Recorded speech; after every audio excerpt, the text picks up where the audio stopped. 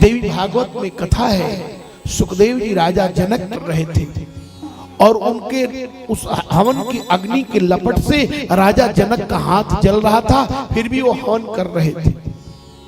राजा जनक को देखकर सुखदेव जी बोले, कैसा राजा है, हाथ जल रहा है फिर भी इसे कोई फर्क नहीं है।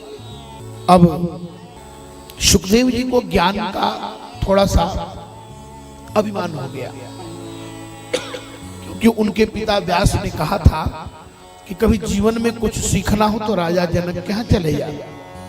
ये देवी भागवत की कथा है। राजा जनक उनकी भावना को समझ गए और जब सुखदेव जी भोजन करने लगे तो उनके सिर के ऊपर एक कच्चे धागे में तलवार बांध करके टांग दिया। अब सुखदेव जी भोजन पाने लगे, अब पाए ऊपर देखे, पाए ऊपर देखे, पूरा भोजन पा गए।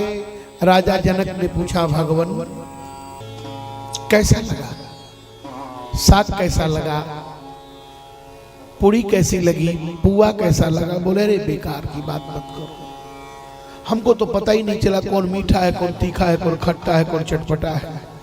हमको तो बार बार वो तलवार याद आ रही थी। तब बोले, भगवान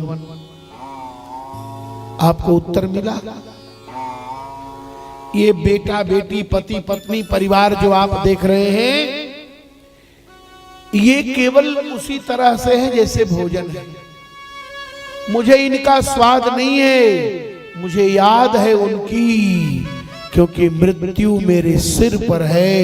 कब वो तलवार टूट कर गिरेगी और प्राण निकलेगा तो मैं 24 घंटे उसी परमात्मा का ध्यान करता रहता हूं। संसार की चीजों से मेरा कोई संबंध नहीं।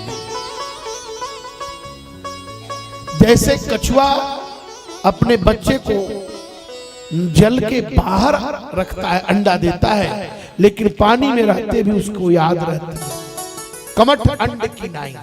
वैसे ही दिन भर सब कुछ करते रहिए, लेकिन भगवान का स्मरण अवश्य करिए। लेकिन ये कहने से नहीं होगा। जब आप कथा सुनेंगे तब धीरे धीरे धीरे धीरे भगवान की स्मृति आएगी। एक बार भागवत सुन लिए तो काम नहीं चलेगा। साल में एक बार भागवत सुन लिए, कहीं नहीं, भगवान कृपा करे तो सामर्थ्य हो तो हम स्वयं सुने, नहीं जहां हो वहां जाके सुने। 2-4 बार जब भागवत साल में 10 बार सुनेंगे तो एक ऐसी स्थिति आ जाएगी कि सब कुछ करेंगे, मन से अपने आप मुंह से निकलेगा, चलो ठाकुर जी की कृपा है, राधा रानी की कृपा है, श्याम सुंदर की कृपा है, श्याम बाबा की कृपा है, भगवती की कृपा है, भगवान की कृपा है। ये धीरे धीरे होगा, तब होगा जब हम कथा सुनेंगे। ये कथा दुनिया का सबसे सरल साधन है जिसके माध्यम से भगवान तक पहुंचा जा सकता है। 18 पुराण, इस तरह से हमारे यहां 72 पुराण थे, लेकिन बहुत से पुराणों को जला करके भस्म कर दिया गया। सबसे बड़ी लाइब्रेरी थी कश्मीर में, और कश्मीर की तो हालत आप देख रहे हैं। तो कश्मीर की लाइब्रेरी जलाकर भस्म, नालंदा विश्वविद्यालय जलाकर भस्म। विधर्मियों ने हमारे सनातन धर्म की बहुत से ग्रंथों को जला दिया।